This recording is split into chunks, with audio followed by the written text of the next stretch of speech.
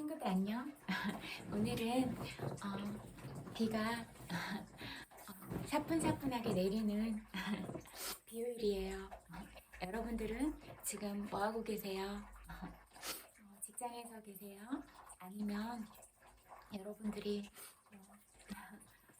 친구들과 보내고 있으세요? 아니면 정말로 사랑하는 사람들이랑 보내고 있으세요? 아니면 혼자서 보내고 있으세요? 여러분들이 어떤 상황에 계시더라도 그냥 그 자리에서 행복하셨으면 좋겠어요. 저는 비가 안 오면 좀 멀리 산책을 하고 싶었는데요. 비가 와서 강하지 않고 산책했어요. 참, 어제 산책하다가 실뱀 봤거든요. 뱀 조심하세요. 뱀이 나오는 때인가 봐요. 그래서 저는 뱀때인데 뱀 되게 무서워해요. 뱀이나 지렁이나 이런 그런 것들 있잖아요. 막 발 없고 길고 이런 애들 무서워요. 발이 많이 달린 애도 징그럽고 징그러운 것 같아요. 모르겠어요. 띠는 그렇지만 아무튼 어, 진짜 산책을 가봐도 그렇고 진짜 사람들은 하지 말라고 하면 청개구리인가? 여러분 다 청개구리세요? 여러분 청개구리처럼 살면 제일 마지막에 어, 진짜 가장 소중한 사람들이 이 세상에서 사라졌을 때 너무 슬픈 아픔을 안고 살아가야 될지도 몰라요. 청개구리가 그랬잖아요. 엄마가 이거 하지 말아라, 하지 말아라 하는 것들만 잔뜩 하다가 엄마가 이제 그 청개구리 아들이 자기 말을 반대로 들을까 봐서 비가 올 때 뭐 물가에 묻으라고인가 그랬잖아요. 근데 그 마지막 말은 그대로 지켰잖아요. 평생 동안 말을 한 번도 안 들은 게 너무 한스러워서 그래서 엄마가 비 오면 떠내려 갈까 봐 맨날 운다고 그런 이수부와 같은 그런 이야기 있잖아요. 여러분 곁에 있는 가장 소중한 사람들을 잃어버리고 그때 땅 치면서 후회하지 마세요. 여러분들이 안목을 갖추지 못하면 행운이 찾아왔을 때도 정말로 소중한 사람이 찾아왔을 때도 그런 눈을 갖지 못하면 알아보지 못하고 다 놓칠 수가 있어요. 정말 소중한 건 아름다운 마음이고 또 인복이 가장 중요해요. 그런데 이 인복은 내가 아름다운 마음을 갖추지 못하면 내 복그릇이 작기 때문에 다 떠나가 버리고 말아요. 내가 간장종지만한 마음글을 가졌는데 나보다 마음이 더 크고 깊고 넓은 사람이 내 그릇에 담기겠는가? 그렇지 않아요. 그 사람은 알아보고 그냥 피해서 멀리 가버릴 거예요. 여러분, 그러면 그런 소중한 사람들 다 놓치고 그럴 텐데 그러면서 살아가고 싶으세요? 아무리 사랑한다고 말하고 좋은 것들을 알려줘도 그렇게 스스로 복을 차버리는 사람들이 너무나 많았어요. 자기의 이기심이랑 상대심, 질투심 때문에 그래요. 그런데 제가 늘 말씀드리지만 여러분 한 사람 한 사람이 다 너무나 소중하고 가치 있는 사람들인데 나를 사랑하고 다른 사람들도 나처럼 똑같이 사랑하고 그렇게 살아가면 우리가 뭐 다른 사람한테 나쁘게 말하고 그럴 필요가 뭐가 있어요. 근데 오늘도 할머니 분들이 막 모여서 이렇게 얘기하고 있는데 안쓰러운 마음이 들더라고요. 왜냐면 진짜로 아름다운 마음을 품어야 아름다운 것들이 보이는 거잖아요. 그런데 살아온 날들이 보였어요. 그리고 앞으로 지금 현재도 그렇게 하고 있으니까 어떻게 살아갈지도 보이는 거잖아요. 그리고 또 제가 걸어가고 있는데 일부러 다가오시더니 전화하시면서 그런 되게 그런 성적인 그런 언어들을 막 하고 가시는 거예요.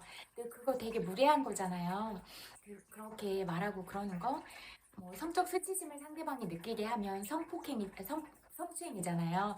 그런데 전화하면서 그렇게 하고 가더라고요. 대부분 그렇게 하시는 못된 사람들이 있어요. 그래서 좀 혼내줬어요. 이놈 네 마음이 흐리구나. 인생 곧다구로 살아서 뭐 할래? 이렇게 짚고 날렸거든요. 그런데 다음엔 그렇게 다가오시면 처음에는 그 정도로 무례한 사람들이 있는지 몰랐거든요. 근데 그렇게 무례한 사람들을 자꾸 겪다 보니까 저도 대응책들을 자꾸 강구하게 되더라고요. 그래서 저 무시당하면 바로 갚아준다 했잖아요. 그러니까 그 사람도 부끄러움을 알도록 그렇게 해주는 게 중요할 것 같더라고요. 그래서 좀 더 직설적인 표현으로 이렇게 말하려고요. 네 물건 잘 챙겨라. 잘 감수해라. 아무데나 흩뿌리고 다니지 말아라. 하긴 너 매력이 없어서 네 주변에 그렇게 몰려드는 사람이 없어서 안심해도 될 것 같다. 이렇게 짚고 날려드리려고요. 자신 있으시면 오세요. 저는 어디서 기죽거나 그런 사람 아니에요. 제가 말했잖아요. 저한테 그렇게 무례하게 할수록 저는 승부욕 생겨서 끝까지 해서 그 사람 영혼까지 털어버린다고 했잖아요. 제가 이런 부분들에 대해서 늘 강조했는데 다 잊어버리시고 그러는 건지 저를 잘 몰라서 그러는 건지 좀 그런 거 안 참아요. 왜냐면 제가 가치 있고 소중한 사람인데 왜 그런 무례함을 참아야 돼요? 절대로 안 참습니다. 그러니까 언제든지 오세요. 제가 영혼까지 탈탈 털어드릴게요. 자신 있으면 오세요. 저는 정말로 여리고 정말 너무나 약하고 그래서 보살펴 줘야 되는 사람들한테는 너무 약하지만 어설프게 강한 척하면 끝까지 해서 밟아버리거든요. 아예 영혼까지. 그래서 아마 그렇게 오시면 저한테 당하실 거예요, 다. 그리고 제가 생각보다 머리 회전이 빨라요. 그러니까 저한테 그렇게 머리로도 안 되고 어떤 지적 영역이나 모든 그런 감각적인 부분이나 그런 예민함, 예리함에서도 안 되시면 오지 마세요. 왜냐면 그렇게 오신다면 아마 제 앞에서 묵사발 되실 거예요. 그렇게까지 하고 싶지는 않지만 저한테 그렇게 도전해 오신다면 그런 건 피하지 않습니다. 좋습니다. 당연히 그렇게 승부를 걸려고 승부수를 던지면 제가 응해드리는 게 예의잖아요. 저는 예의 있는 사람입니다. 그래서 제 예의로 정성껏 응대해드리겠습니다. 오세요. Come on, baby. 그리고 어, 당신 어제 시는 다 읽어드렸고 당신이 옳다라는 책 읽어드릴게요. 오늘도 촉촉한 비요일 여러분 보고 싶어서 왔어요. 엄청 많이 사랑해요.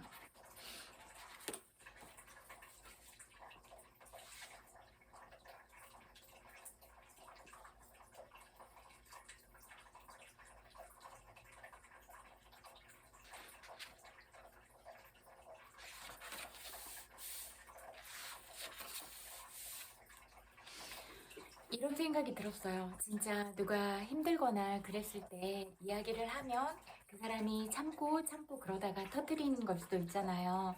그런데 우리가 그 사람의 말을 있는 그대로 경청하고 얼마나 힘들었을까 하면서 100%의 마음을 가지고 정말로 이야기를 잘 들어주고 있는가 아니면 나의 상처나 그런 부분들 때문에 그 사람의 아픈 마음을 더 후벼파고 그러고 있진 않은가 이 부분에 대해서 한번 생각을 해보세요.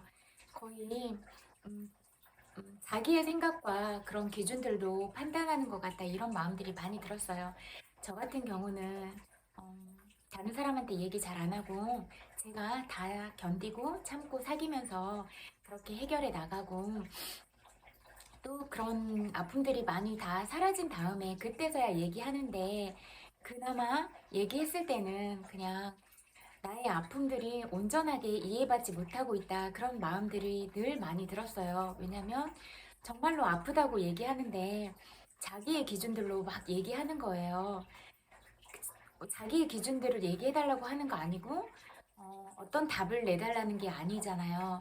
내가 이렇게 많이 아팠어. 그리고 내가 너무 이렇게 아팠어. 그냥 내 얘기를 들어주기만 해. 나는 그냥 내 얘기를 들어줄 사람이 필요해. 단지 그거잖아요. 그런데 어찌나 많은 이유들로 자기의 생각들로 그렇게 하고 자기의 상처들로 오히려 더 큰 상처들을 주는지 오히려 말했다가 더 큰 상처들이 있는 경우가 많았어요. 그래서 혼자 치유하고 그런 시간들을 많이 보냈는데요.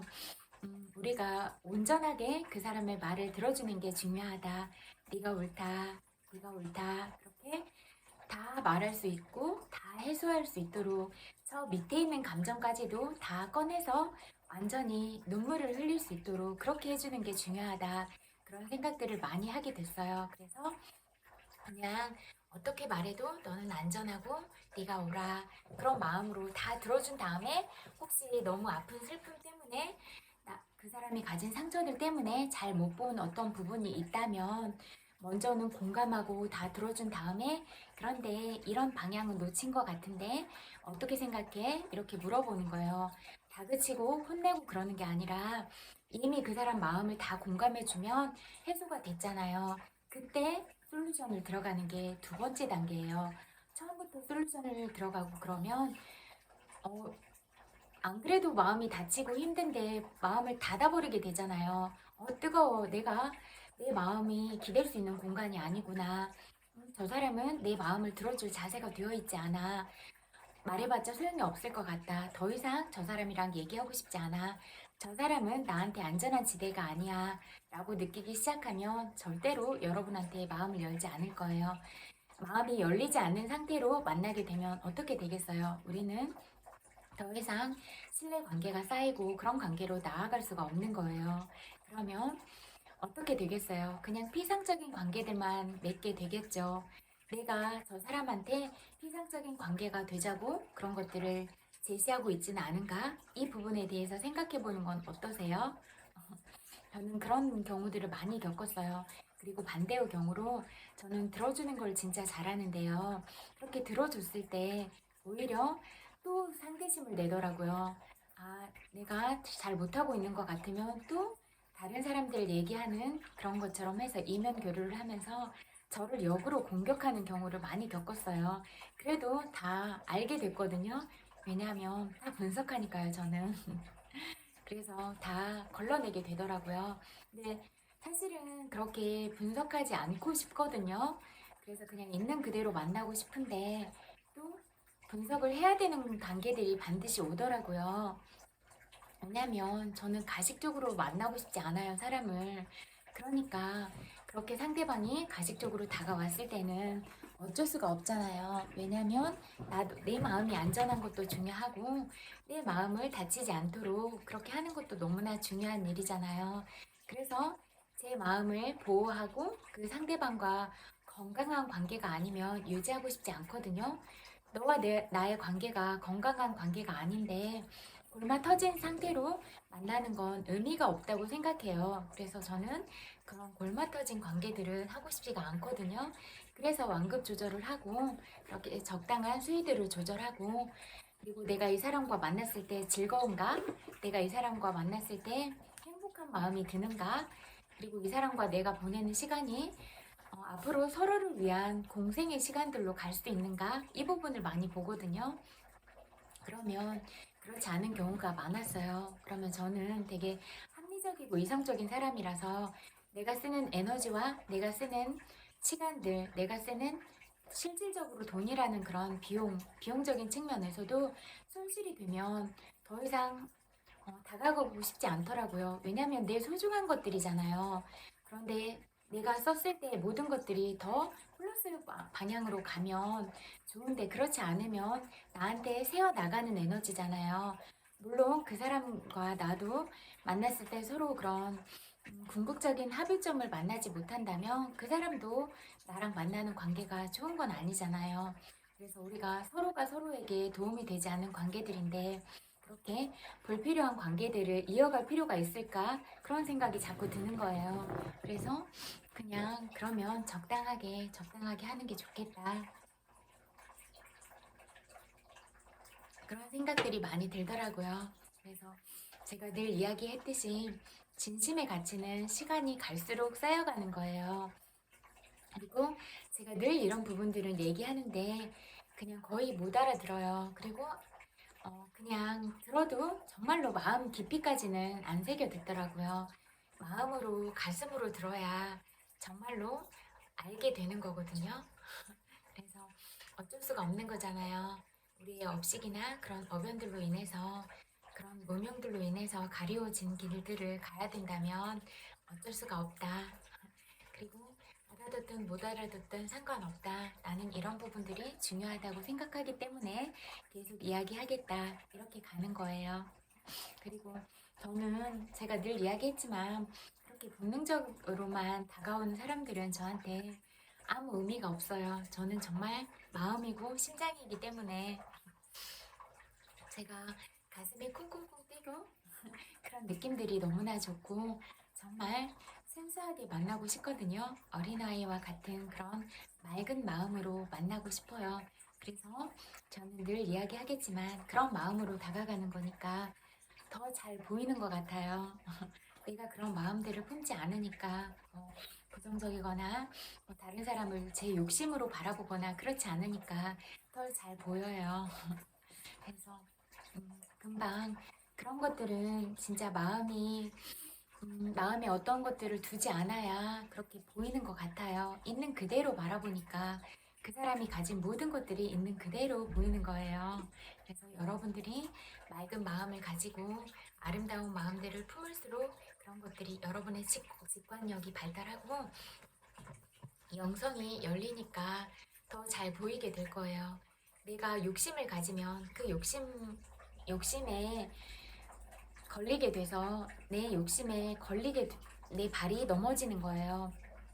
내 욕심이라는 한계, 또 내가 본능적인 것만 추구하면 내 본능이라는 한계, 또 내가 어떤 것들을 자꾸 비난하고 욕을 하고 있으면 거기에 또 내가 가진 그런 착심들에 끌려서 내 뇌세포가 죽어나가고 내 마음이 자꾸자꾸만 독으로 쌓여서 그렇게 멍들어가는 거예요.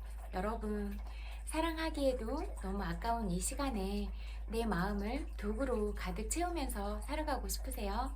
여러분들은 이 생이 끝나는 날에 내가 잘 살아왔다고 하늘을 우러러보면서 떳떳하게 말할 수 있으세요? 여러분들은 어떤 표현들을 많이 하세요? 그런 부분들을 늘 돌아보세요. 그런 게 가장 중요할 것 같거든요. 정말로 많이 사랑해요. 그리고 한 사람 한 사람이 모두 다 소중하고 아름답다고 얘기했잖아요. 그런 아름다운 여러분들이 스스로를 사랑하고 다른 사람을 소중히 아끼고 그렇게 사랑하면서 살아갈 수 있으면 좋겠습니다. 그리고 여러분들과 만나는 이 소중한 시간들이 저에게는 더할 나위 없이 행복한 시간이고 이런 시간들이 주어짐에 있어서 마음 깊이 감사드려요. 늘 고맙습니다. 당신이 옳다.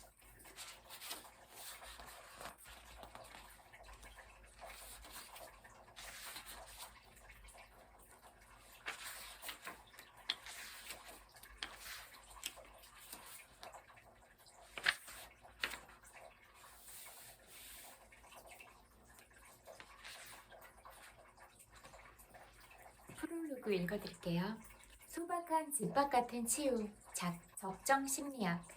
어떤 단어가 사냥매처럼 마음속에 내리꽂히거나 저녁 강물처럼 흘러 들어올 때가 있다. 적정 기술이란 단어가 그랬다. 이런 사람 살리는 개념이라니 심플하고 아름다웠다. 미혹당하지 않을 도리가 없었다. 아프리카 어느 마을 식수가 부족해 아이들은 아침 일찍 물동이를 지고 물을 길러 나선다. 몇 시간을 걸어가서 물을 길어 이고 지고 되돌아오는데 아이들의 불완전한 걸음과 부실한 물동이 때문에 절반은 돌아오는 동안 흘러서 사라진다. 그 딱한 사정을 접한 디자이너가 사람들과 힘을 합쳐 큰 공 모양의 물통을 만들었다. 그 후 아이들의 삶은 달라졌다. 아이들은 물을 꽉 채운 물동이를 놀이하듯 굴리며 돌아온다. 더 짧은 시간에 더 많은 양의 물을 운반할 수 있는 것은 물론 저장도 가능하게 되었다. 마을 주민들의 삶도 달라졌다. 아이들은 물 길르라 갈 수 없었던 학교를 다닐 수 있게 되었다. 아주 간단한 물통 디자인 하나가 바꿔놓은 일상의 기적이다. 흔하디 흔한 적정 기술의 한 사례다. 적정 기술은 화성 이주를 꿈꿀 정도로 환상적인 과학기술이 넘쳐나는 시대에 간단하고 일상적인 기술의 결핍으로 아름다운 삶을 살지 못하는 사람들에 대한 연민과 주목에서 비롯한 개념이다. 전 지구적으로는 식량이 넘쳐나는데 굶어 죽는 사람이 그토록 많은 이유를 따져 묻는 것과 비슷한 의문에서 출발한다.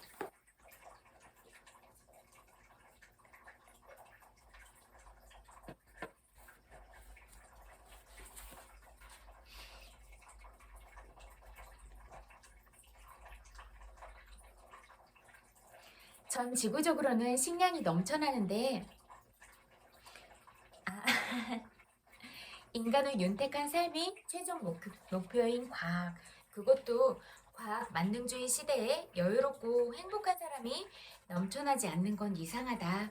어떤 이들은 그 이유를 우리에게 최첨단 과학기술이 부족해서가 아니라 일상에 필요한 적정 기술과 그것을 적정한 분배가 이루어지지 않아서라고 요약했다. 소박하지만 위대한 성찰이다. 그래서 적정 기술의 개념과 적용 사례를 처음 접했을 때 흥분했다. 간단한 과학과 평범한 기술들이 전해주는 결과는 결코 소박하지 않았다. 우뚝하고 놀라웠다. 주머니 속에 있던 구겨진 종이 조각이 마술사의 콧김을 만나 비둘기가 되어 하늘로 날아가는 모습을 보는 것 같았다. 특별할 것 하나 없는 디자인이나 단순한 기술 하나가 고통 속에서 살아가는 삶들의 바탕색을 회색에서 파랑으로 바꾸었다. 단 거기에는 누군가의 고통에 눈길을 포개는 이들의 섬세한 뜨거움이 필요하다. 그것이 비현실을 현실로 바꿔내는 신묘한 힘, 마술사의 코킹 같은 것이다. 적정 기술이란 개념이 화선지 위의 먹물처럼 내게 스민 건 그때 내가 움켜쥐고 있던 문제의식과 맥이 다 있어서였을 것이다. 눈물 흘리는 사람들의 속마음을 듣는 현장, 주로 트라우마 현장에서 생긴 문제의식이기도 하지만 무엇보다도 심리 치유와 관련해 오래전부터 이어져온 전문가로서의 문제의식이기도 했다. 전문가들의 심리학이 아닌 적정한 심리학이 필요하다. 자격증이 무용지물인 트라우마 현장. 최근 15년, 1970년에서 80년대의 고문 생존자의 자살이 이어지던 해고 노동자 집단, 세월호 유가족 등 여러 형태의 국가폭력 피해자들과 함께 있었다. 현장에서 그들의 신음소리를 생생하게 들었고 회복이 불가능할 것 같은 그들의 내상을 목격했다. 트라우마 현장에선 심리치유 관련 전문가 자격증이 무용지물이라는 걸 숱하게 목격했다. 사회적 재난 현장에는 심리치유 전문가들 뿐만 아니라 시민운동가, 일반 자원활동가 등 많은 사람들이 모인다. 그런데 초기 몇 개월이 지나면 치유 관련 자격증을 지닌 전문가들은 현장에서 찾아보기 어렵다. 오랜 세월 각기 다른 현장에서 반복적으로 접한 일이다. 자격증을 가진 전문가들의 철수는 상황이 정리되거나 피해자들 상대가 호전되어서가 아니다. 혼돈의 시간을 거치면서 심리적 내상이 더 뚜렷하게 드러나고 그에 따라 치유와 관련된 일들이 엄청나게 많아지는 때임에도 그랬다. 세월호 참사 때도 마찬가지였다. 초기에 많은 심리치유 전문가들이 현장에 왔지만 이내 거의 사라졌다. 대신 집에 앉아만 있을 수 없어서 무작정 왔다는 자원활동가들의 숫자는 시간이 갈수록 늘어났다. 그들은 내가 할 수 있는 게 아무것도 없다며 울면서 무슨 일이든 했다. 피해자들을 위해 음식을 만들고 설거지를 하고 청소를 했으며 한없이 무기력하게 느껴지는 자신들의 슬픔과 분노, 무력감을 호소하면서도 유가족들의 손을 잡고 함께 울었다. 눈물이 날 것 같아요. 이게 진짜로 공감하는 것 같아요. 내가 너의 아픔을 함께해. 그들의 이런 마음과 태도는 피해자들에게 실질적인 도움을 준다. 현장에서 반복적으로 일어났던 일들이다. 그들의 행동과 눈빛은 트라우마를 받은 이후 세상과 사람들을 통째로 불신하게 된 피해자들에게 당신은 혼자가 아니다라는 느낌을 갖게 한다. 결정적인 위로다. 아무 자격증 없는 자원활동가들은 현장에서 그렇게 자신의 자리를 찾고 역할을 해냈다. 세월호 참사 당시 정부와 정치 권력은 상처 입은 피해자들을 길바닥에 패대기 치고 상처에 소금을 뿌렸다. 하지만 자원활동가들은 한결같은 일상적 활동과 그들의 공통 정서인 슬픔과 무기력이 만들어낸 슬픔 후 무기력한 거대한 연대는 피해자들을 구하는 동아줄이 되었다. 그 굵은 동아줄 곳곳에는 엄청난 치유적 에너지가 팽팽했다. 자원활동가 중 몇몇은 자기 경험을 바탕으로 치유 원리를 자기 언어로 아무렇지도 않게 말한다. 자신이 하는 말과 행동이 치유 심리에 가장 근접한 것이라고는 짐작도 못한다. 옆에서 진심을 다해 말해줘도 자기는 치유는 알지도 못하는 사람이라며 자기에겐 가당치 않은 칭찬이라고 밀어낸다.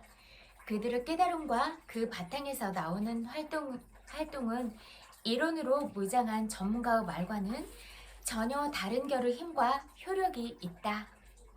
다른 많은 트라우마 현장에서도 비슷한 일이 반복됐다.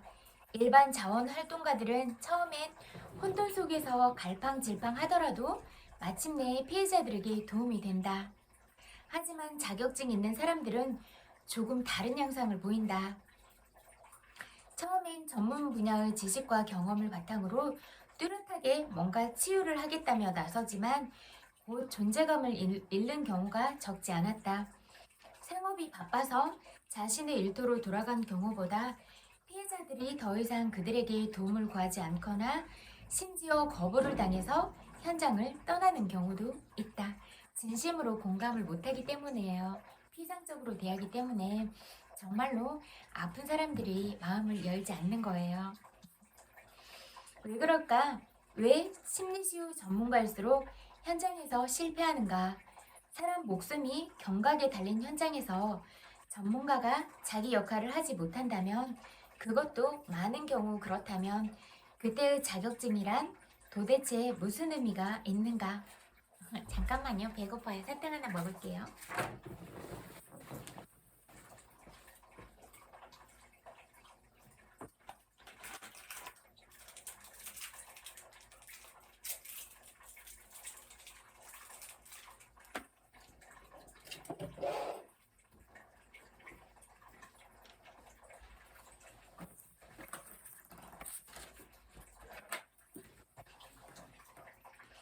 내가 관련 자격증을 가졌으니 오해를 무릅쓰고 정신의학의 경우를 예로 들어보자.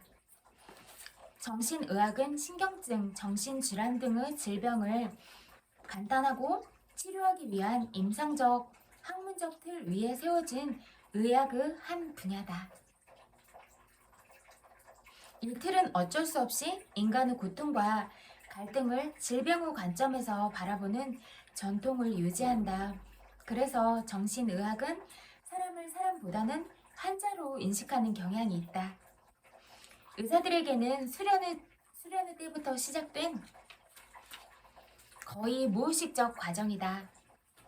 그런 시선은 나를 비롯한 정신과 의사들에게 너무나 자연스러운 일이 되었다.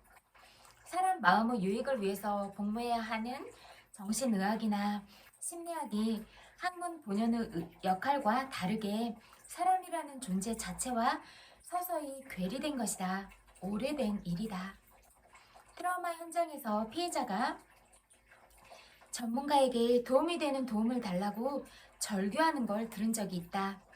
도움이 되지 않는 도움의 실체는 무엇인가? 무엇이 되는 도움은 왜 도움이 되고 도움이 되지 않는 도움은 무엇 때문에 도움이 안 되는가? 정신과 의사들은 트라우마 현장에서도 그들의 슬픔과 고통을 충분히 듣기 전에 약물 처방을 꺼내는 경우가 많다.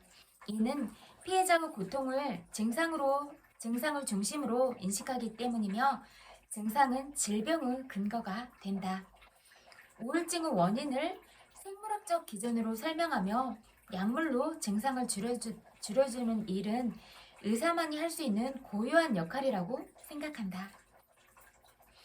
물론 그런 면도 있다. 불면이나 불안 등의 증상이 그 사람이 겪고 있는 스트레스에 대한 심리적 저항력을 떨어뜨리고 일상을 더욱 고통스럽게 만들고 있다면 약물 치료로 증상을 줄이는 도움을 받을 수 있다. 그러나 아이 잃은 고통을 조롱하고 상처에 소금을 뿌리는 자들에게 의해 영혼이 갈갈이 찢겨져 나가는 고통을 느끼는 피해자들은 자신을 환자로 보는 의사의 시선에 의해 다시 상처를 입는다.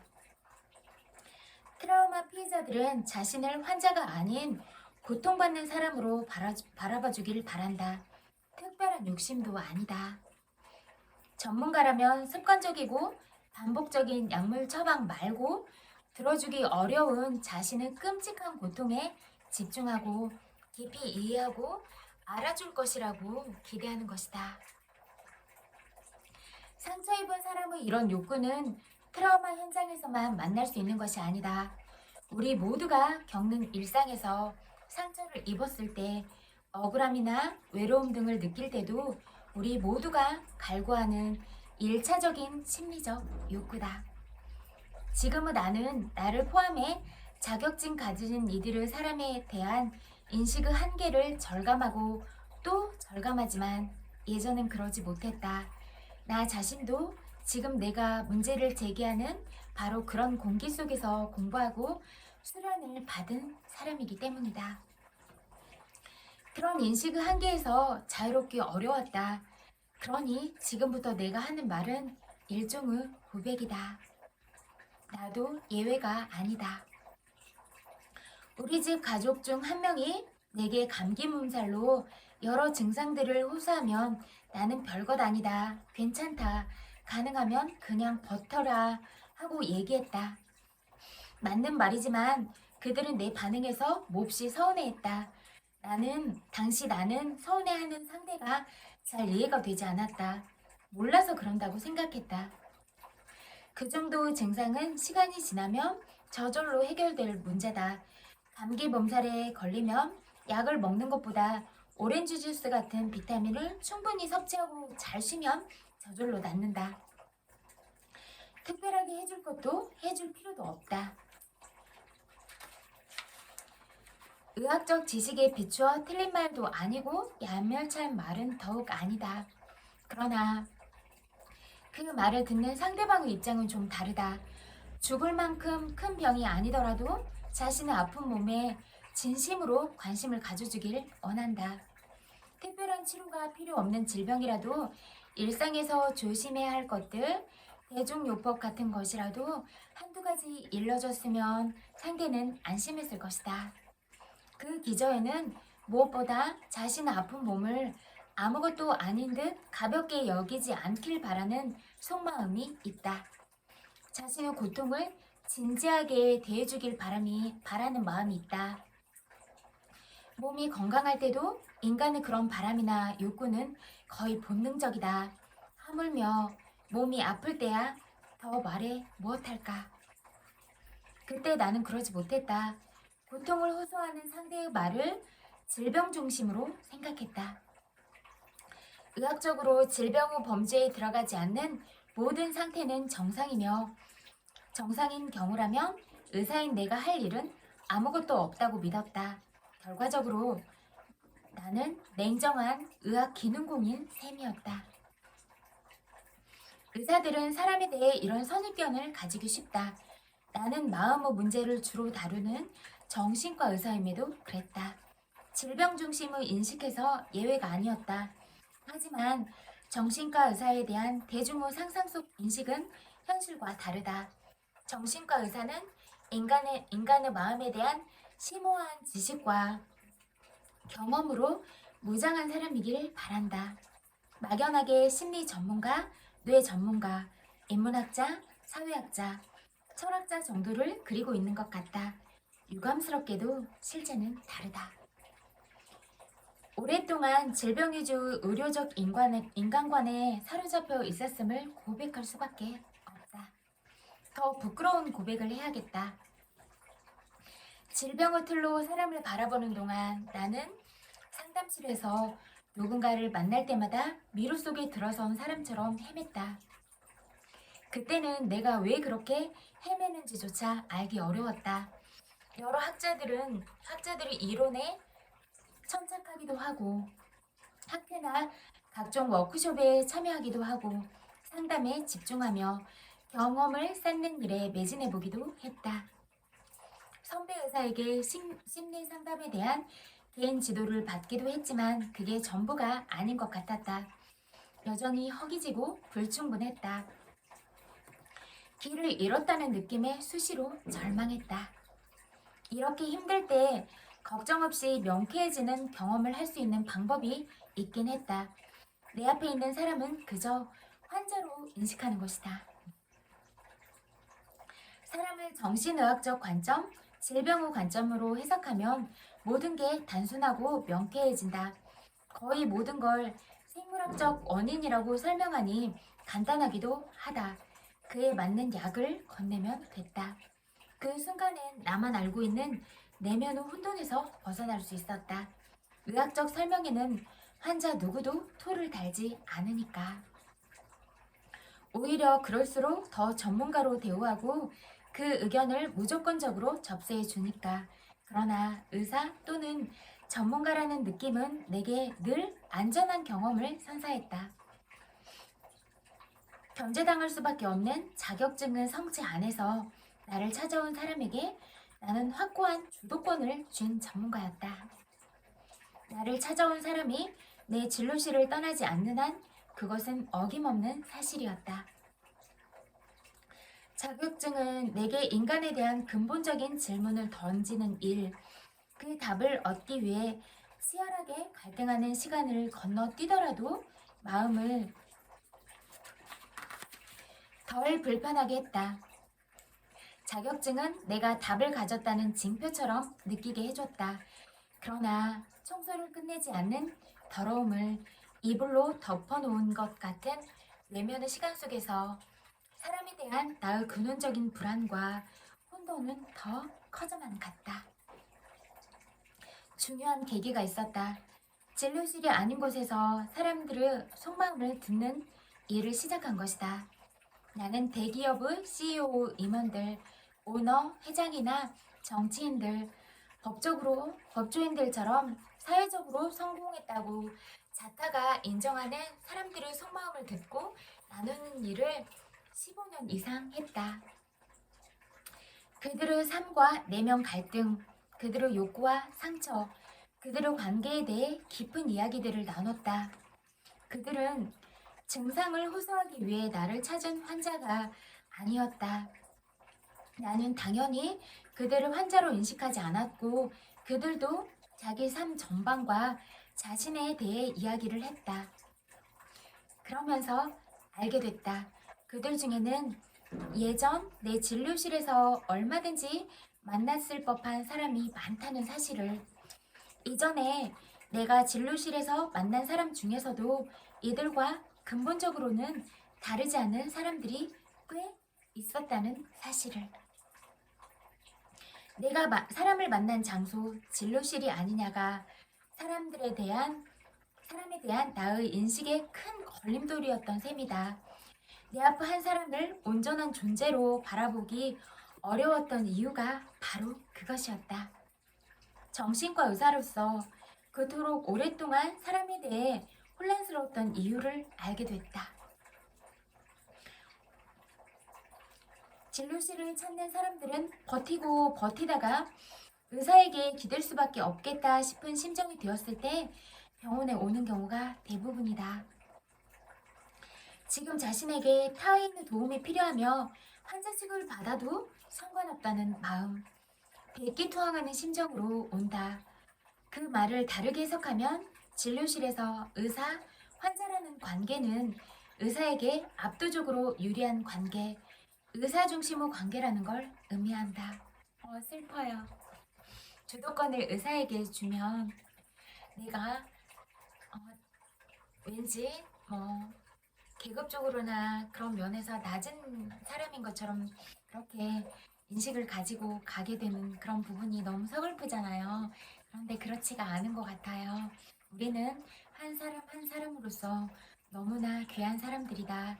어떤 상황에서도 그렇게 높고 낮음을 그렇게 취급당하거나 그렇게 지정당하는 일들은 옳지 않다. 그렇게 봐요. 그래서 어떤 상황에서도 늘 당당함을 가지세요. 나한테 무례하게 대하면 반드시 짚고 넘어가세요. 당신 지금 선 넘으셨어요. 저는 소중한 사람이고 당신 또한 그런 행동을 하고 있는 당신 또한 소중한 사람입니다. 이 부분을 꼭 명시하세요. 진료실이 아닌 일상의 공간에서 누군가를 만났을 때 사람은 자신의 매력을 보이고 자존심을 지키려고 애쓴다. 그런 일상의 공간에서 자기 속마음을 털어놓으려면 특별하고 충분한 이유가 있어야 한다.